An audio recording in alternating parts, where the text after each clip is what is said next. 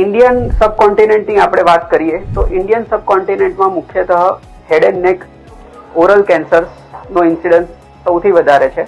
એના પછી આવે છે ફિમેલમાં બ્રેસ્ટ કેન્સર્સ આવે છે, મેલમાં પ્રોસ્ટેટ કેન્સર્સ છે અને ફિમેલ્સમાં ગાયનેકોલોજીકલ કેન્સર્સ એટલે કે સર્વિક્સ, ઓવેરિયન કેન્સર્સ અને એન્ડોમેટ્રિયલ કેન્સર્સ છે. ત્યાર પછી બધા આવે છે કે lung cancers, oesophageal cancers, stomach cancers and the colon cancers. તો બેસિકલી દરેક કેન્સર એવું નથી કે એક દિવસથી તમને રાતોરાત એ કેન્સર દેખા દેતું હોય. દરેક વસ્તુ એની warning signs, red flag signs આપતું જ હોય છે. તો એઝ અ લેમેન પીપલ આપણે બધાએ જ એ વસ્તુ સમજવાની જરૂર છે કે we have to identify those red flag science. અને દરેક આ જે વોર્નિંગ ચિહ્નો છે દરેક કેન્સરના અલગ અલગ હોય છે. હેડ એન્ડ નેક કેન્સર્સ એટલે કે ઓરલ કેન્સર્સની આપણે વાત કરીએ તો ઓરલ કેન્સર્સના વોર્નિંગ ચિહ્નો શું હોઈ શકે? તો કે મોઢામાં જલન થવી, ચાંદા પડી જવા, વારંવાર ચાંદીઓ પડે અને તે ના રૂઝાવે, બરાબર છે, મોઢામાંથી વાસ આવી, મોઢું બંધ થઈ જવું, મોઢું ખુલવું નહીં, આ બધા વોર્નિંગ ચિહ્નો છે. બ્રેસ્ટ કેન્સરમાં શું હોઈ શકે? તો કે બ્રેસ્ટ કેન્સરમાં બેસિકલી ઓબેસિટી છે, એલ્કોહોલ છે, ડાયટ છે, નલીપેરિટી એટલે કે બચ્ચું ન કરવું, આ બધા એના રિસ્ક ફેક્ટર્સ છે.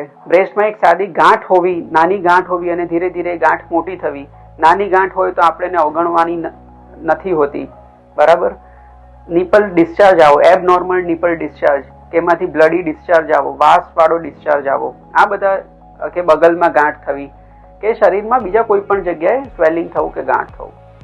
ગાયનેકોલોજીકલ જે કેન્સર છે એના પણ પોતાના અલગ અલગ ચિહ્નો હોય છે, જેમ કે એબનોર્મલ વજાઇનલ ડિસ્ચાર્જ આવો, બરાબર છે, માસિક બંધ થઈ ગયા પછી પણ વધારે પડતો ડિસ્ચાર્જ આવો અથવા તો રક્તસ્રાવ થવો, પેટ ફૂલી જવું, ભૂખ ન લાગવી, વજન ઉતરી જવું, આ બધા કેન્સર્સના ચિહ્નો છે.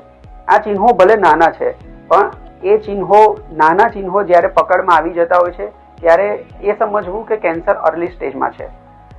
જ્યારે કેન્સર એડવાન્સ સ્ટેજમાં થઈ જતા હોય છે ત્યારે ઓલરેડી એના કંઈક ને કંઈક કોમ્પ્લિકેશન્સ તરીકે એ દેખા દેતા હોય છે. સો બેસિકલી આપણી જે મિથ છે કે કેન્સર એટલે કેન્સર, એવું નથી રહ્યું. દરેક પ્રકારના કેન્સરની ટ્રીટમેન્ટ આજના સમયમાં અવેલેબલ છે. Head and neck cancers, breast cancers, be it any cancer. કેન્સરનો આધાર સ્તંભ જે છે સર્જરી, કિમોથેરાપી અને રેડિયોથેરાપી. જો આ ત્રણે ત્રણ ટ્રીટમેન્ટ તમે સમયસર લો, પૂરેપૂરી લો અને તમારા ડોક્ટર્સની જે ઇન્સ્ટ્રક્શન્સ છે એનું ફોલો કરો તો કેન્સર ફરીથી આવવાની શક્યતા ઘણી ઓછી અથવા તો નહિવત કહી શકાય છે.